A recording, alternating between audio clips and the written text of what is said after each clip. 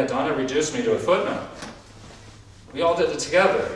Harry was very insistent in the founding of the fairies that we were all equals. This is his whole idea of what he called subject-object consciousness, which is his take on what my idea of the double was. If you heard of his idea of subject-object consciousness, this was his reaction to my idea, which I formulated before I met him and thus introduced him to, of the double. It was his actual interpretation of the double. He called subject-subject consciousness. Though he'd been formulating ideas like this, I don't want to say it was just because he was close to me. He was like the thinking this way long before he met me. He was a very innovative bird, Harry, which is why I was so attracted to him personally, got involved with him. But he had a terrible shadow in a sense, not that it was vicious, all of us have vicious shadows. It was terrible in the sense that he would not take his personal responsibility for it, even though he'd been in therapy himself for a significant period of time. Much earlier, back in the 30s, if you've read his biography by Stuart Timmins, you can read about this. But it never worked, in my opinion. It hadn't worked, the therapy hadn't taken or hadn't worked. He hadn't been successful figuring out his own defenses, and instead became more defended, more psychologically defended, because I think his therapist was a Jungian, was homophobic, and was trying to help him cure himself. So he got married to a woman, all this crap, But she eventually had to renounce all this, so along with it was renounce the therapy and psychology, Jungian thought. So I must have been his worst nightmare. You loved me, I was young, spring chicken, I was just so helpful and excited and all that, but at the same time I was an independent thinker already. And this direction I was thinking was not the direction he liked. He couldn't grasp it, and the reason he couldn't grasp it was because, not of intellectual reasons at all, no, not in any way whatsoever, but because of psychological defenses, the issue of the problem of psychological defenses, which is what then had to become public amongst the organizers, meaning open amongst the organizers, rather than covert, as it always is, otherwise in organizing groups. That the person's individual, private, shadow psychology is all private, secret, hidden. So I learned about these businesses, the hidden agendas and all that, from my earliest training. From the time I was 18, as I mentioned to you, I started learning about therapy and into it and all that, and reading about it when I was 13. But that was only for a few months that I was actually receiving therapy. The group I was put in didn't really work out after a while, and when they wanted to put me in another one, I said that was a drag to keep.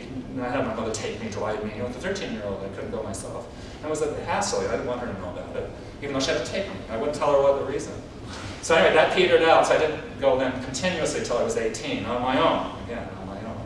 I went on myself when I started at UC LA. I went to this at the time very prominent neo-Freudian therapist who was a prominent professor at UCLA.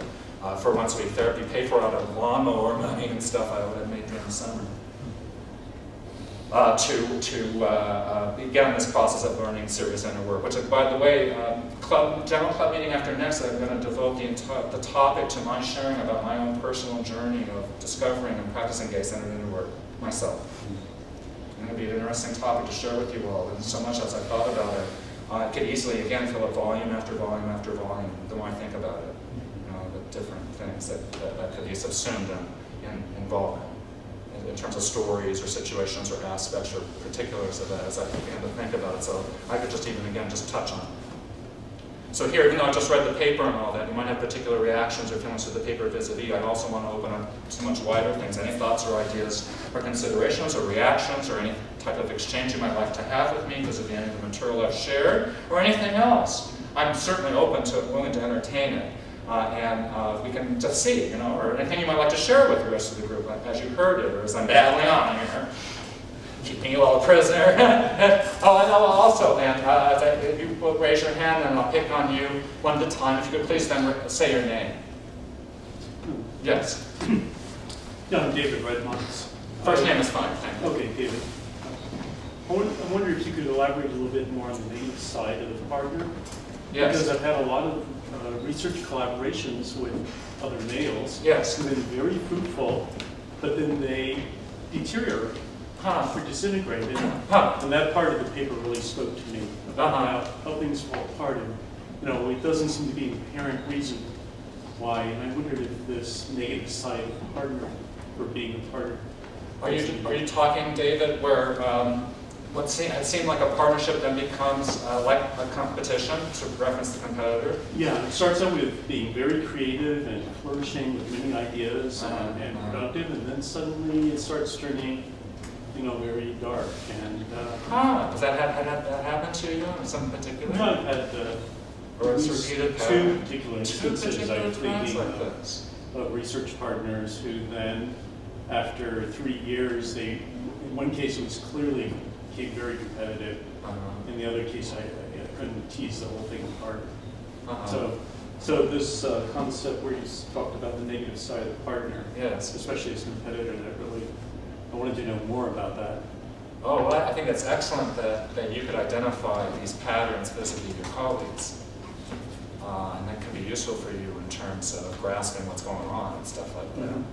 I would ask you to wonder about whether or not in such a change, I discussed in my paper the other version of it, or where the double is not even allowed to happen, so it becomes the competitor. You're discussing a variation of that, where there is a version of the double for a while, then it turns into this opposite of the competitor. See, now here's the air conditioning after, and oh my God, I should have never said anything. That's so true, right? Sorry, guys.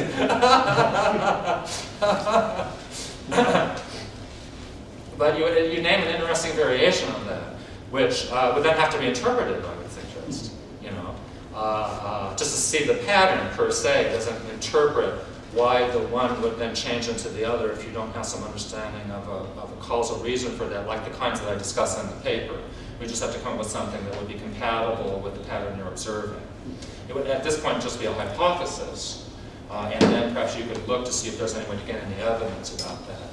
A hypothesis I would suggest is that there is some kind of connection going on, and it gets somehow, it's either working in some way for the person that gets threatening to them because they have some internalized homophobia, discussing this pattern as, even though not homosexual in a sexual sense, as having kind of spirit of that may trigger a shadow reaction eventually in the person. Okay, that's a possibility. That they're actually getting along well with you, and eventually that is a counter reaction because something wants to deepen. In my paper I discuss this a little bit, but it's there in, so to speak, the spirit of this love, which is it's not a stagnant spirit, it's not a sterile spirit, it's a procreative spirit. Just like breathing is a procreative spirit, in a sense, just as procreative, actually. And so in this case, it's homosexual procreation, which I'm talking about is the same as self-realization, or personal self-development. So this would be, if that would have been evoked between you and a colleague, and then something was good about that, it could eventually produce a counter-reaction, especially if someone wouldn't know how to handle the shadow reactions around the homosexual intimacy that could be invoked through such a colleague-like closeness. Certainly if it was successful, that could be a possibility. You might want to consider that. Vis-a-vis one or both of these characters. Or other variations of what they could be reacting defensively in that way to something like that. Maybe it's too good. Maybe it's getting too good for them in the sense of, oh my God, I either have to go more into that or I have to somehow compete with going more into that, and that forces them into a competitive position to stop going with the homosexual direction more so. I don't know how that might turn out theoretically for someone thinking along those lines, so you wouldn't have to do it literally as a person. This direction of thinking about it. But it could be really challenging, not even so much the topic of the thinking as the rapport between two people that I'm talking about, like in the paper, produces certain collaborations that keep going because they're able to love each other. It's a form of love, right? So if you've got a good collaboration going with some other person, it could be kind of on that level. And then eventually get provocative for the person or challenging, because I'm suggesting this kind of love is an extremely dynamic, dangerous kind of love per se. So it's the kind of thing that would make a homosexual child in most native cultures or traditional or ancient cultures be sent away or leave home at an early age and go to live at what's called in Greek the temenos, or the sacred area where the other queer people live kind of outside the town. If it's a system that tolerates them, which most did, not all, in some version or other. Because this stuff is weird if you're a straight person, by which I don't mean not food, but rather you're mainly into the whole business involved in breeding and children and that whole level of what's considered survival of the species, and the motive for which is this heterosexual love business, and so on and so forth. So, and that answers your question a little bit? Yeah, very helpful. we can certainly explore that more later on if you might like to look at that a little further. This is all just supposition, but it's certainly possible to do that based on the evidence. But we won't have to look at the particulars. Sure, but that part really spoke to me. It really reminded me of the dynamic that had arisen and, led to the death, so to speak, of the collaboration. Yeah, I would wonder certainly if something's not triggered off on some level. It becomes challenging for a person in terms of what it might be animating or where it might want to lead to, especially given directions in research that might become more far away from the standard heterosexually approved or breederistically, covert, breederistically approved directions intellectually. I don't know, it's possible. Yeah. So, thanks for the question.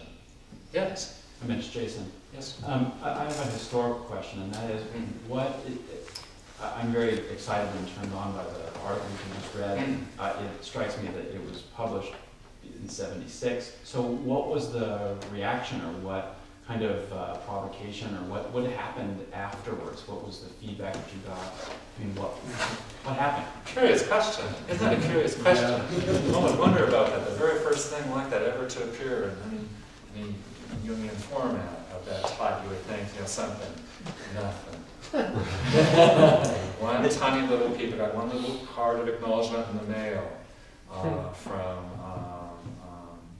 what's his name? BB. John Beebe. Yeah, just a little hand scribbled little tiny mini note, and just a little blank card saying congratulations, John Beebe.